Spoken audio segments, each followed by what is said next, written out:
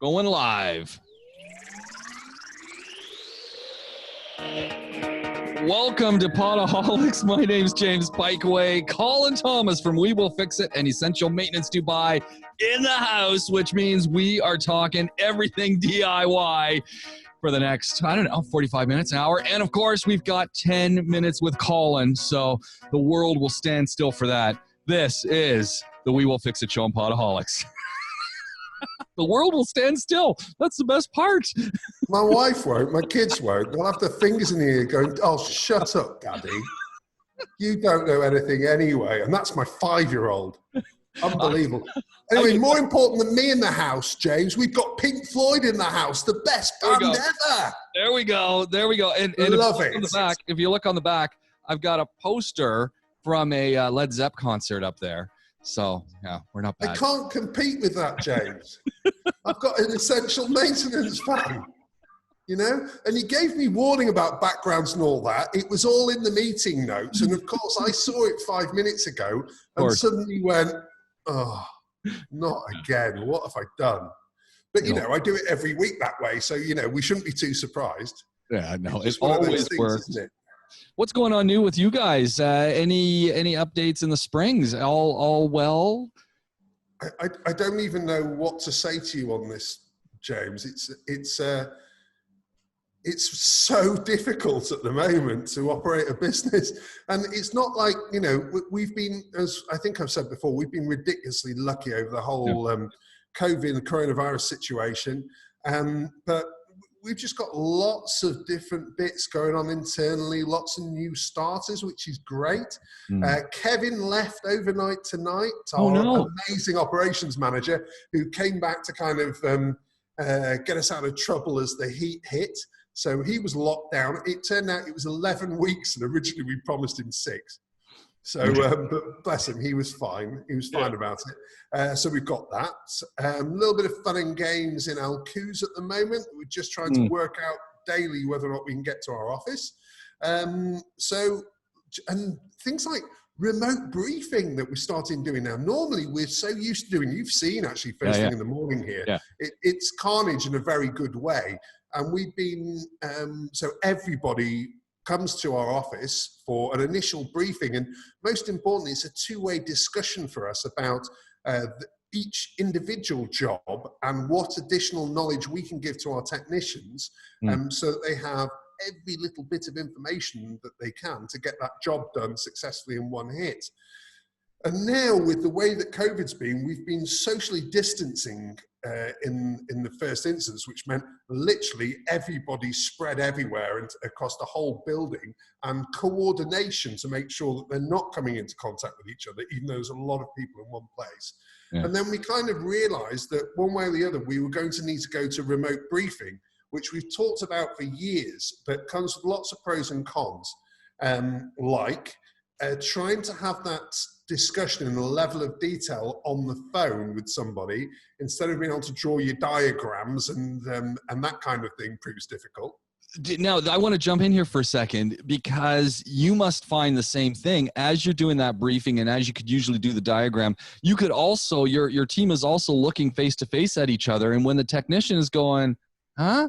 Exactly. You can say, okay, hold on, let me explain this. Or maybe you're going to have, you don't get that on the phone. Someone doesn't want to say, hold on a second, I don't get it. And then after the second time, when they still don't get it, they don't want to say, I still don't get it, because they don't want to sound stupid. They don't, you know, they're a professional. That's got to be the hardest one. Yeah, it is. And, you know, we're early stages. We're about a week in. In fact, do you remember I said to you, I'm really sorry, but I just can't do this week? Well, that's what we were in the middle of working out as things kind of took shape. So it is. It's an ongoing process. And one of the things that we're trying to work out is, we know we still need that face-to-face interaction. So maybe it's now, rather than our weekly meetings, we do bi-weekly meetings here, but still remote brief. But the thing is, for everybody right now, you've got to be adaptable. And the team here have just been incredible. You know, the big issue is, imagine parts. So traditionally, you have all the parts ready for every technician, and they're here in the office and they pick them up as they go. Well, if they're not coming to the office, we need to get them to those guys. Yeah. Well, instead of our traditional team of 5, we're now a team of 9 just getting parts to people. And it's that, and literally that was like a flip overnight to be able to do that. So it's been great, but it's an absolute and utter challenge right now. But one we're absolutely relishing. I mean, I'm loving it. It's just a bit hectic. You know, this is the new way of doing business, actually. And when the more I read about these things, and the more I listen to folks like you, there's a little we've got a little document we've got to write up on this and sort of do a little case study. I'm thinking the We Will Fix It Essential Maintenance organization has a little case study on agility in small and medium-sized business in Dubai. That's the case study. It's a really odd one, because if your start point is we need to keep trading, we need to keep people employed, we need to keep our customers that we've committed. You know, essential maintenance, we're still hitting within our 90 minutes agreed contractual deadline 24/7 365 during COVID. That's pretty impressive. It's frankly insane. But what it just means is, in the background, you start off with a mentality of, let's not even discuss not keeping going, and therefore what do we have to do to keep going? And you almost change your mindset at that point, which is, no matter what this situation throws at us, we will carry on, and we will carry on to the absolute best of our abilities. And that might actually be better than we had before in certain areas. And that's where it's getting really interesting, because as well as that, as you well know, Ewan has now departed for Scotland. We've got Phil, our new general manager, who's come on board with a whole bunch of new ideas and new agility. And you combine that with the COVID situation, you get something that's actually fascinating, which is a complete rethink of all of the givens that we've had for years. And it's working really well. It's scary, but it's working really well. Well, that's what I'm looking at this, and I'm thinking, we've got to document this. We've got to literally sit down, and without giving away trade secrets and things, but we need to write this down and literally publish this, probably academically, but hey, I'm an academic, but I just think it is a great document to read, because you've got the people here, you've got the people that we could still call and follow up on with. So you've got and you've hired people, you've had a transition in the middle, you've had ongoing changes because of policy changes at the municipal and federal level that you've had to deal with, and that you have dealt with, which has got to be the sad thing, and it's got nothing to do with you guys. But the sad thing when you look at some other businesses who haven't had that agility mindset to be able to cope with it. And the latest set of regulations and the latest set of hurdles that keep coming in, all for the better of our nation, but they can become just overwhelming at the end of that whole process. And someone just says, I can't do it anymore. Yeah, I think there's kind of two aspects to that. We have been ridiculously lucky because we happen to be an essential service, actually by name, as it turns out. But most, the majority, can you imagine that day when that came out? Only essential maintenance is allowed. Great!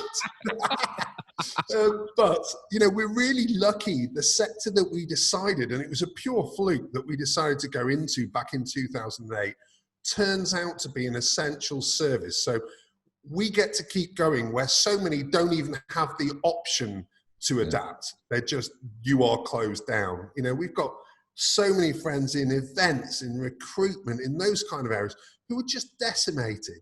Yeah. But what we're lucky enough to be able to do is not just continue to trade, but try and maximize within this new environment. And I think it's those people who do have the ability to actually keep going is where it becomes very interesting. So how do you keep going? What does that look like? I was having a conversation with a business owner just last night. I get like 5 to 10 phone calls a day from various other people where we just shoot details of what we've heard versus what they've heard. And there was a rumor going around last night that basically there was no access into Al Quoz this morning. To which my perspective was, okay, let's test that. Let's find out if that is actually the case. His perspective was, I'm closing my business. And actually, I'm sat here in Al Quoz now. It wasn't I jumped over barriers or went through the sand to get around things. It just wasn't shut off. Well, you've got to see that as an opportunity, because absolutely, we will comply with every little bit of the law. But you know what? If it is available and we are able to continue, we need to do everything to be able to do that. And that's really where we sit. But just to be very clear, we are not going to break any laws in doing that. No, absolutely not. I wonder in the Alcoa situation in Dubai, there's a whole bunch of residential stuff over in one portion of it. I wonder if that's the area that they've got, if something is going on, and I don't know that it is, if that isn't where there's some heightened testing and stuff, as opposed to where you guys are, which is clearly a business warehouse section. Yeah. I mean, bottom line, it is all hearsay. And what we have to go by is official circulars. And you know how many of those are faked now? You wouldn't believe it. No, really? What's wrong with people? I'm lost by this. So people are literally copying and pasting on official circulars just to put out false news. And why would you do that? I'm lost by that. But that's literally where we have to stick to, which is, okay, ignore what you're hearing on the rumour mill, because the rumour mill is just rife and constant, and instead stick with the accurate information. Well, the accurate information is that post-Eid, everything is going to be fine again and open and available. Well, that's what we go by, so therefore we are here, and that's the mentality that you've got to stick to. Instead of getting worried, actually test it, work out where you're going to go, get official documentation, and stick with that and nothing else. Yeah, I agree. So carry on, use the precautions that you've put in place, and keep doing what you do.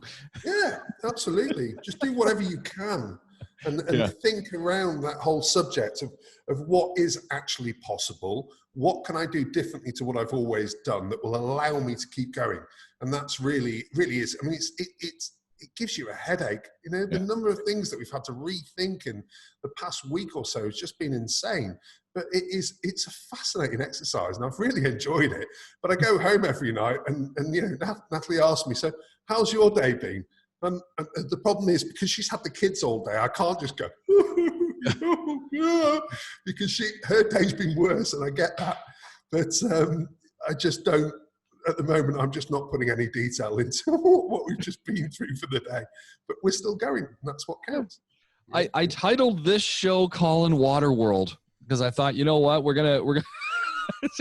You got an infection, James. Well, hey, I have another question that's got nothing to do. Well, it fits in with the Waterworld because you do a lot with pure water. Is your pure water facility still churning out lots of pure water? You still doing quite a bit of window cleaning as well? We store something like 1,000 gallons, and it's an automatic system now that's kind of developed and obviously needs maintenance. But the maintenance is only probably every 6 weeks with a little bit of testing in between, which I can do in 15 seconds myself when the guys aren't around. But yeah, it's absolutely fine. There's the system's about as robust as it gets, and could go long periods before it actually needs much interference and servicing. So yeah, it's absolutely fine. The window, I mean, the crazy thing is it's so automated that the window cleaning vans that load up 1,000 litres a time can basically turn up, take their water and leave at any time of day. Wow. Without anyone else being present. It doesn't require any interaction. So it's almost COVID designed, That's fantastic. Yeah, it works really well. So no issues there whatsoever. And not to be confused with pure drinking water and pure cleaning water. Two very different waters. You don't want to drink your pure cleaning water. It will actively cause you problems if you drink it. This is the difference between what people would consider a pure drinking water, which has a lot of minerals added that are for your benefit, and industrial pure water, which is 0 parts per million impurity. So technically pure water. If you were to drink it, because it has none of those minerals, it will act like a magnet in your body and pull those minerals from your body and into the water. It's very unstable in its pure form, but it's perfect for cleaning as a result, because it wants to get all of those impurities off the windows and into the water. That's what it's designed to do, but it absolutely should never be consumed. There we go. Well, I wanted to start off by having a little chat about pressure washers, and Yeah. there are any number of these on the market. You guys use some pressure washer equipment. The reason I wanted to bring up this conversation is as I was looking around my yard and I'm looking at some of my tiling work, the block work outside, the sidewalk work, and didn't hurt yesterday. I was making up a big pot of French fries, was doing it outside, had a little bit of an oil boil over. Thank goodness I wear protective equipment when I cook because I'm all on, right? You were cooking French fries outside? Of course. Doesn't everyone cook French fries outside? No. Yeah, okay. Well, I was. How, James? How are you cooking French fries outside? I got the pot. I've got the boiler. I've got the right beside my barbecue. Oh, old school over gas flame. Oh, yeah, of course. Whoa. Not putting them in the oven. I didn't think anyone did that anymore after all those 1980s chip fires. So I was doing it like that. So anyway, there was a little spillage of the oil as I was moving the pot. And I'm looking at my bricks now and I'm going, oh, no. Now I got to clean these somehow. And so maybe it's just fortuitous that we wanted to talk pressure washers, because the first thing that came to mind was I need a pressure washer now. Now I've got a reason. No, that's not what I want to hear. That's not what I want to hear. Sorry. No, wrong answer. No, this one's easy. Okay, so the best way of doing this is, first of all, immediately when it happens, sand. So get the sand on there, soak up what you can immediately. Yeah. Clean that off, and basically two-stage process. If there's loads down there, then obviously it's going to be like a shovel job to get the worst of it off. And then after that, dustpan and brush, and you can actually kind of keep going over it with more sand, so that you end up with a dry version at the end. So you're left in effect at that stage with the stain, and dustpan and brush basically to clear it up. After that, I would traditionally go with washing up gel. So, like washing gel, you know what I mean? Like Persil gel stuff. Yeah. Over the top, leave that for about 30 minutes before you start scrubbing it. Then give it a good scrub. And then, okay, James, at this stage, if you really want it, you can then hit it with a power washer. Most people use a hose with a finger over the end, but if you want to use that, you're perfectly welcome to, okay? So you can basically use that, power wash it, right? Get it all off, let the thing dry. If you still have a stain when it's fully dry, baking soda is the next one. So throw some baking soda over it, and you don't need to leave that quite so long, 15 minutes or so, and away you go.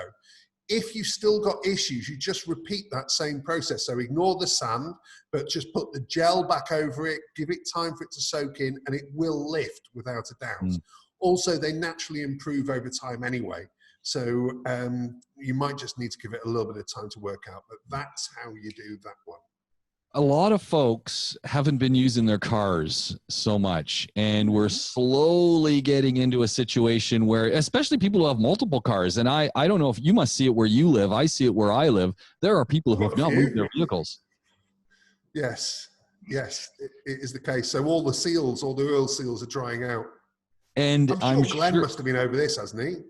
Yeah, we do have a little chat about that. We've had quite a few chats about that, but that's not where I'm going. Where I'm going is the procedure that you have just outlined.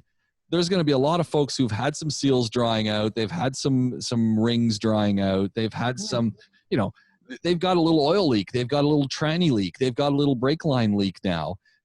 Those fluids are going to be under their cars, and when they back out, they're going to go, oh, look at that. Not only do I have a leak, which I now need to go to PowerWorks, I've also got a problem is that my tile looks awful. And I know James advocates using a pressure washer, but Colin's going to say no.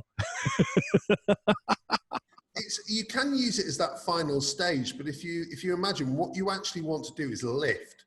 That's the start phase. So you want to lift and dissolve. So basically, what is it that dissolves oil? Well, detergent is going to do that. So that's got to be your kind of start point. So you start off, that process always starts with the physical. So what is it that's going to get off any excess and is cheap because you're going to be using it and then getting rid? Sand. That'll work. Then next stage is, okay, so we need to lift. What's most likely going to lift it? Then, which is detergent, and then scrub it. The more action. So initially you let it soak. Then if you scrub, then you've got more chance of getting it into the nooks and crannies and lifting it as you go. How do you then dissolve detergent? Water. So then that's how your process kind of goes about. You know, and it's funny because you'll go to some of the hardware stores and they've got all sorts of things they're selling. You know, these dissolvers, these this, there's that.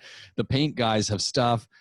Old school works. You know, a little bit of the cleaning gel, let it sit, rinse it off, baking soda, rinse it off, away you go. Repeat.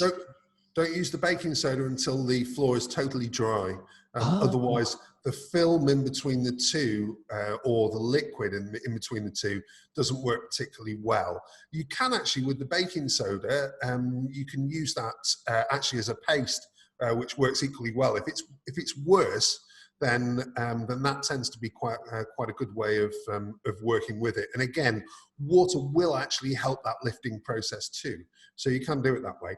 Interestingly enough, the exact same formula works on gent shirts that have antiperspirant stuck on them. Okay. Yeah. That works well as well. There you go. Tried and tested. I've done that one. So I desperately want to get a pressure washer. And you know, and I'm looking at the pressure washers, sort of clean the gate area. Maybe I've got some high spots on the villa that I'd like to get the sand off on. I'd like to just sort of give a good spray to, you know, just run it over the, you know, just general cleaning. Maybe the car, but you know, just clean stuff. Yes. Do I really need a pressure washer, or is my thumb on the hose going to be enough, do you really think? Like, am I just stretching this, trying to make a point why I should get one of these to the wife? Okay. Well, first of all, it depends what you're kind of buying. In effect, I think there are 3 different types of pressure washer to think about. You've got your budget one, which is kind of lightweight and 100 bar. You've got your harder core, but much more versatile, higher end electric. And then you've got your gas powered at 2 different kind of bands around the kind of 2000 PSI band. And then you've got the 3 to 3,500 plus, which is getting you into God territory. So we have, if you imagine when we're doing AC servicing, our guys need to get up a ladder and on a roof.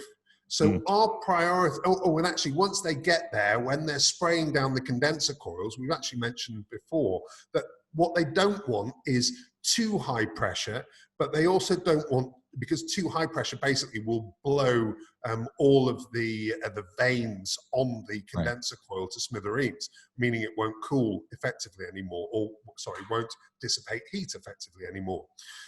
Conversely, if you don't have enough power in that situation, so a traditional hose on a stubborn unit, most units would be all right-ish if you knew what you were doing, but with a stubborn unit that hasn't been cleaned in a long time, it's not enough pressure to actually get it cleaned properly.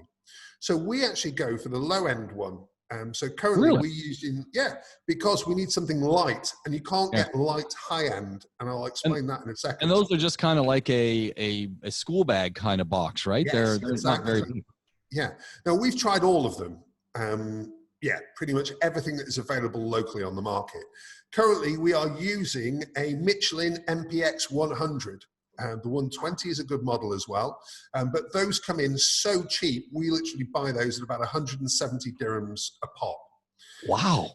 Yeah. Now, for us, those will last 6 months, which sounds terrible if you're Joe Public, but we're using that all day, every day. So that's the equivalent of probably 5 to 10 years for most people, I'd have thought.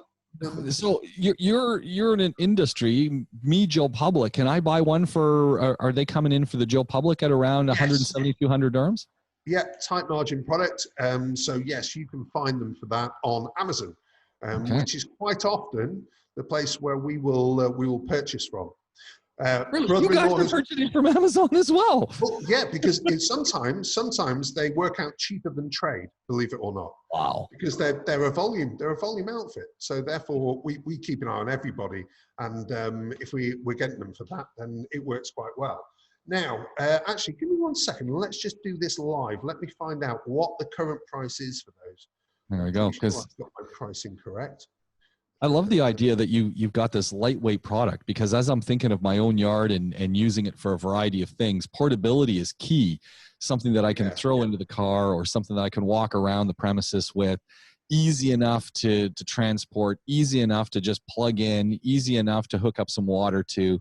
As soon as it's easy, I think it gives us more opportunity to use it and to take advantage of a little bit more of a deep clean. So I'm kind of excited about this, especially I was looking over at my place, and I've got sort of the second floor kind of scenario with an overhang that's concrete. And I was looking up there the other day going, man, that looks like some sand or some dirt that's probably been there for quite a while. And now it just bugs me.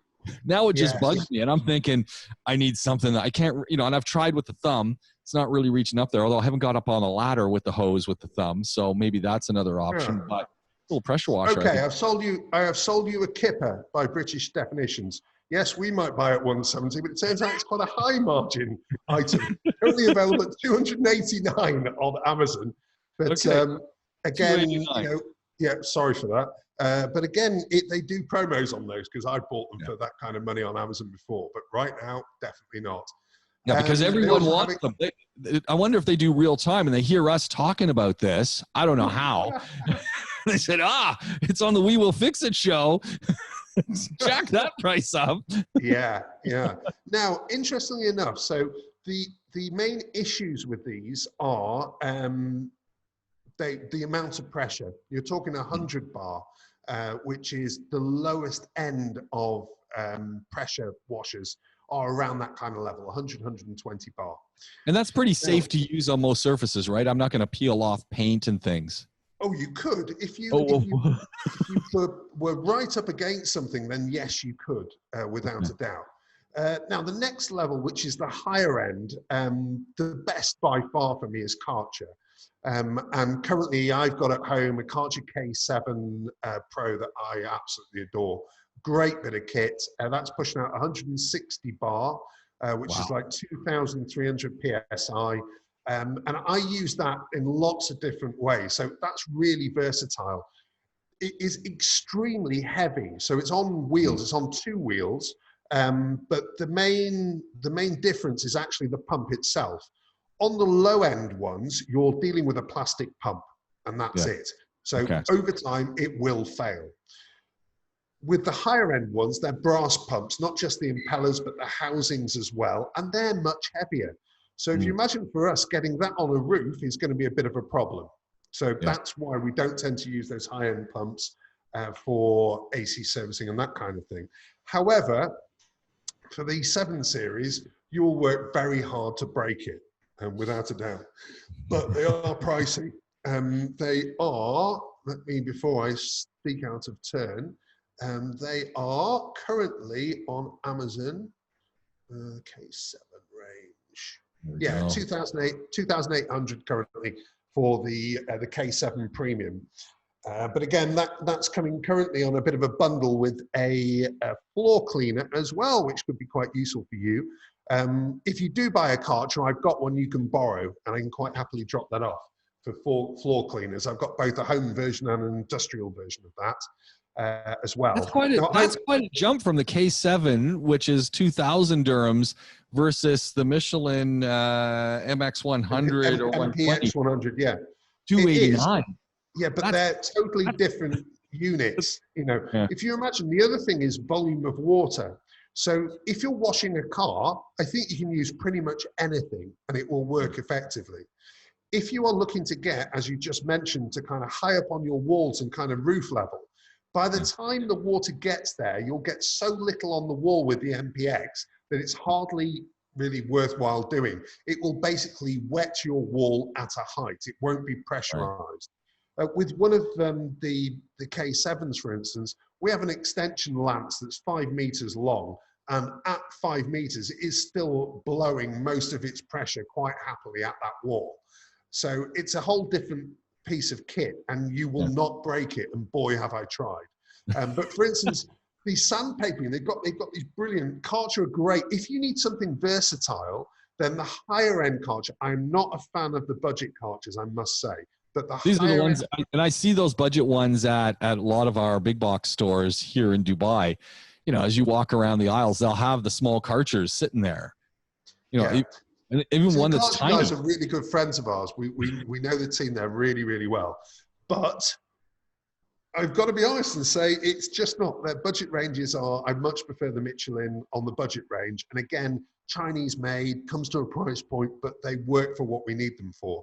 And we've tried everything that's available here in the market. It's a standard thing. Something new comes out, we will immediately take one unit, put it on trial, see if it's better than the Michelin, because we're buying 30, 50 at a time. So it's important to us that we've got the best that we can find, and that's it right now.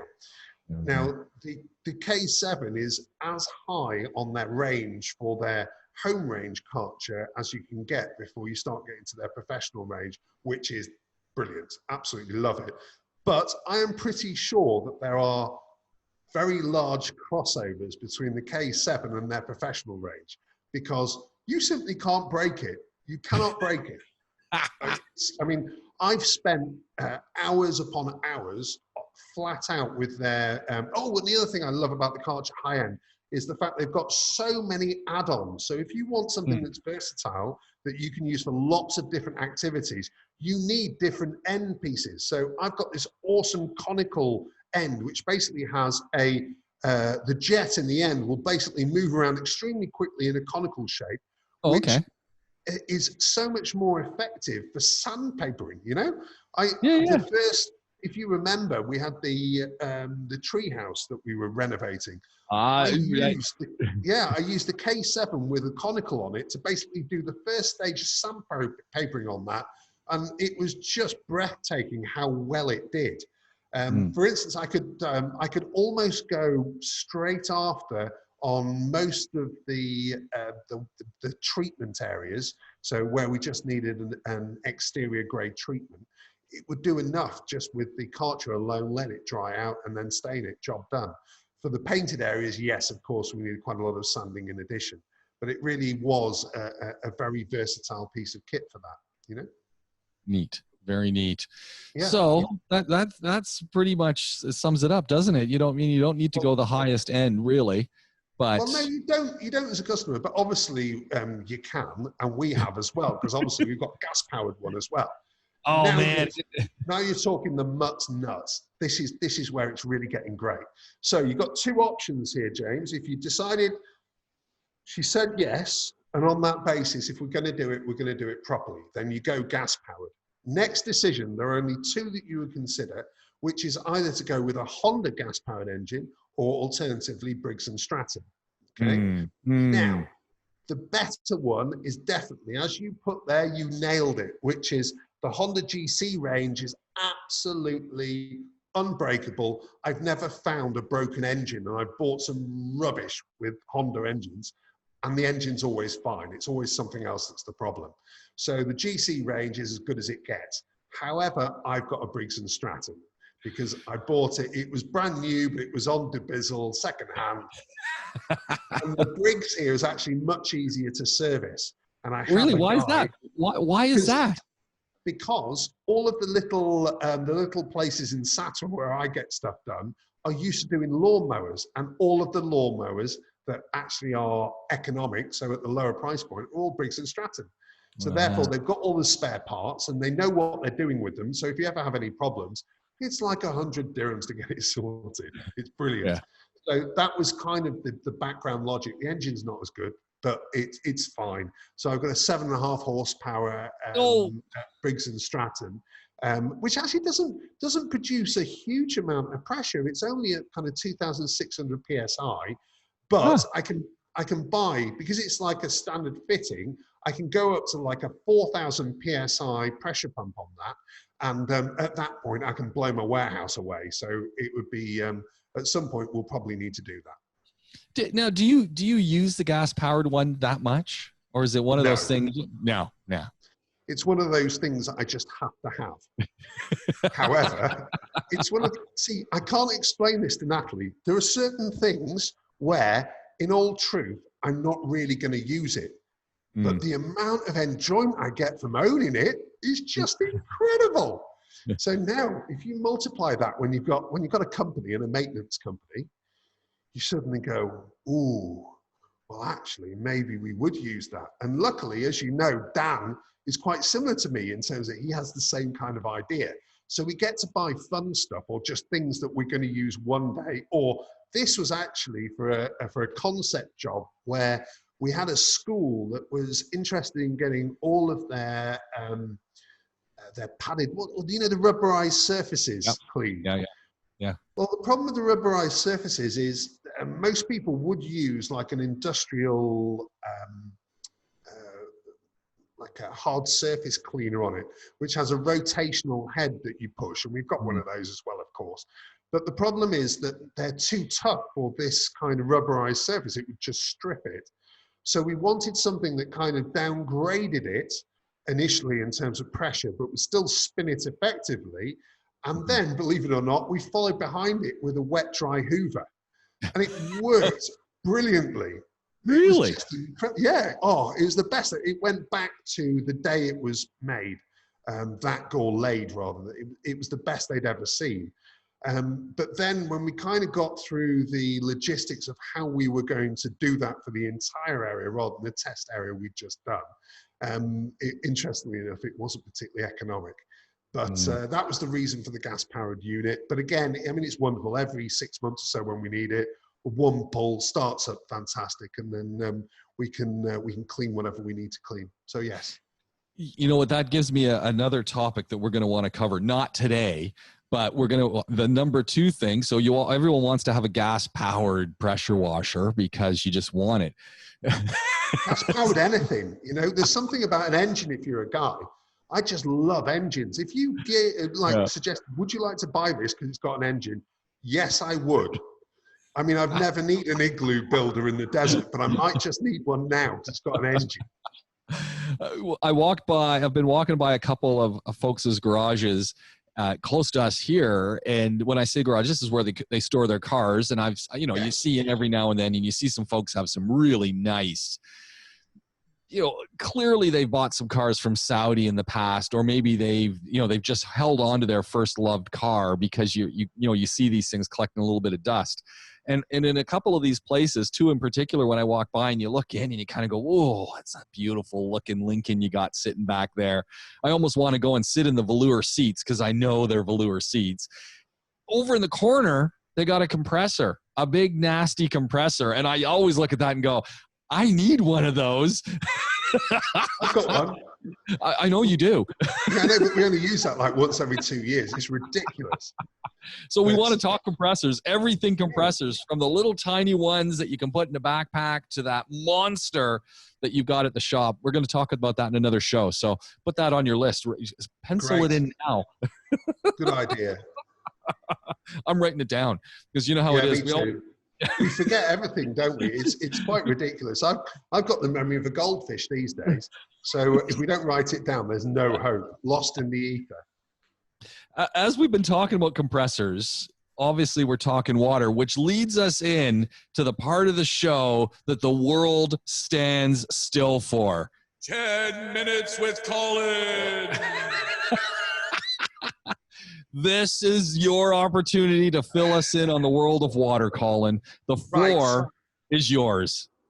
Thank you very much, Professor James. Now, what I'm going to be talking about today is hydration, which is an odd one, isn't it, from a maintenance perspective? But part of my job as an employer is to make sure that all my guys are safe. And if you can imagine, during that summer period, the majority of the work that we do is AC. So as an AC technician, whilst you are trying to create a cool environment, you have to work in a very hot environment. And what that basically means is we have our guys on roofs of buildings around Dubai pretty much all day, every day. What we kind of learnt over the years was, although these guys, by their very definition, have always been in these environments, they've never really been looked after properly, and nor did they really have the knowledge of what they needed to do to be safe within that environment. So we worked out very quickly that actually there was some education that was required of these guys to let them know the signs for if they were dehydrated and provide them with everything that they would need to remain hydrated, because that is a much better state than having to deal with the issues that come with dehydration. Now, why I think that's particularly a decent topic to be talking about right now is because if you imagine we're just starting to come out of the lockdown period, and as a result, there's lots of people who've been caged up for the last X number of weeks who've suddenly gone, okay, well, with the relaxing of the rules, I can run again now. And whilst they're running, they are thinking, well, by the rules, I've actually got to wear this mask. And so whereas previously they would have automatically hydrated, now they're not thinking about it quite so much. And they're thinking, oh, maybe I can get around this run without actually taking any water on board. And as a result, that can be a little bit of an issue. Well, obviously, there was a big problem with that during Ramadan, where it just wasn't feasible. However, now that Ramadan has finished, and Eid's finished now, from that matter, they need to think a little bit more logically about their health. So what we do for all of our guys is a standard kind of situation. So as you know, James, we have two massive industrial ice units that produce actually 1.5 tons of ice a day for our guys. We were talking earlier about logistics and the fact that now we have to deliver parts to all of our guys. Well, actually, we have to deliver all of that ice as well. So we are literally delivering 1.5 tons of ice to our guys every day, which they then shove into their water containers. And then alongside the physical water that they put into those units as well, it provides that initial step. But one of the issues with dehydration is it gets rid of the salts in your body as well. And basically they are there to keep the electrolytes position accurate, as you well know from your own exercise regimes. So our guys, we tried them with hydration salts. Now, the one issue with these, well, terribly, they simply refused. There was just a point-blank refusal with like Ural, which is one of the normal ones that's used here medically, because it just tastes of salt. And even though it's orange flavor or lime flavor, we tried them on that as well. It was just a total no.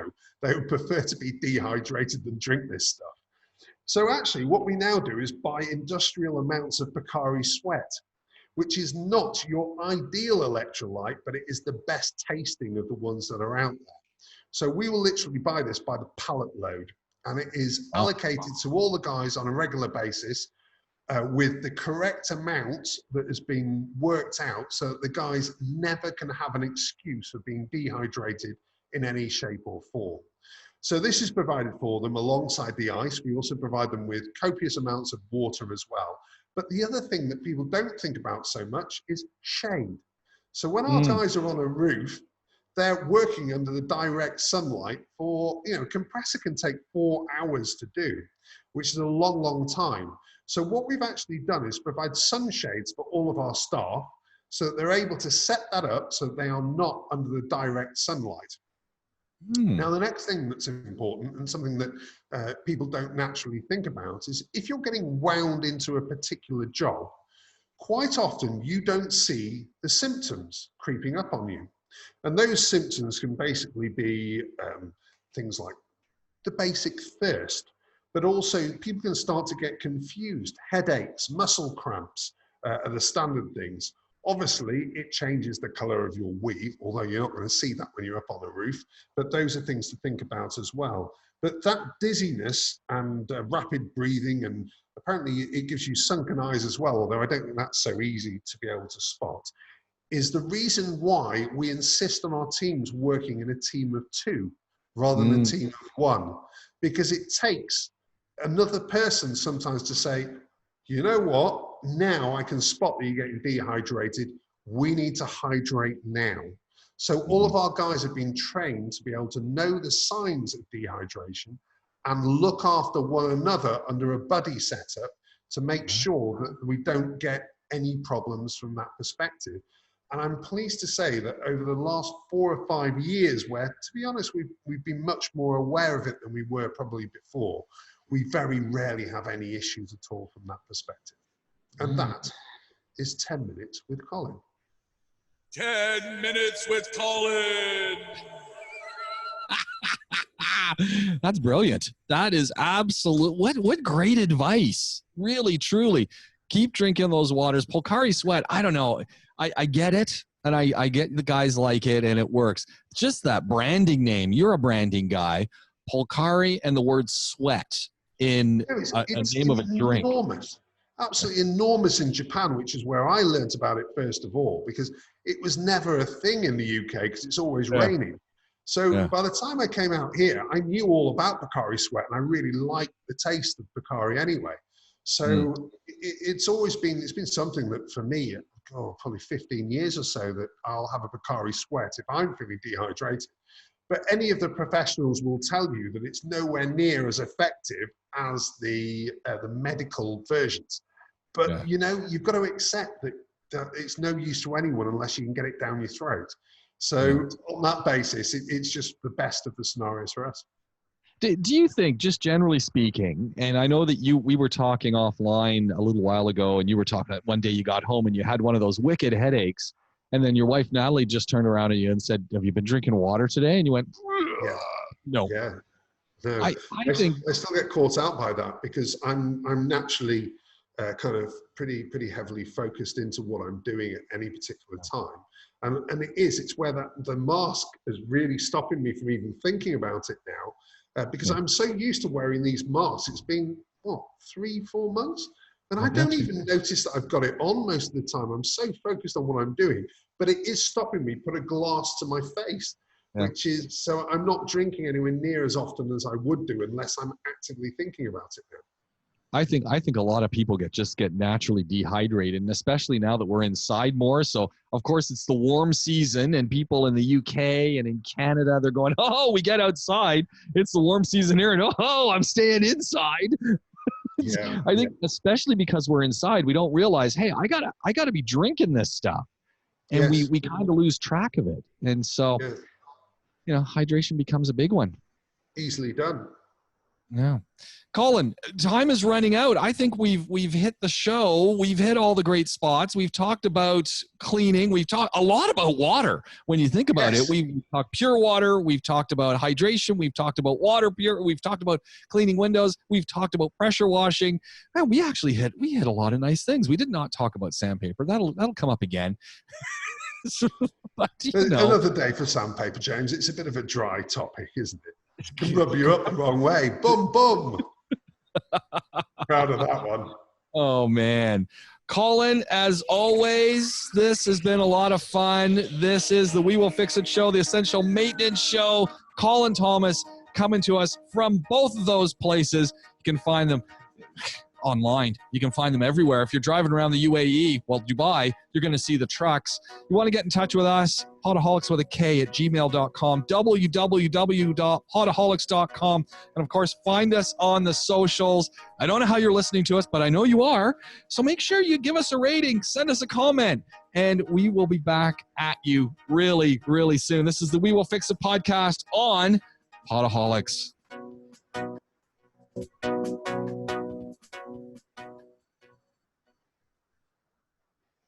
There we go.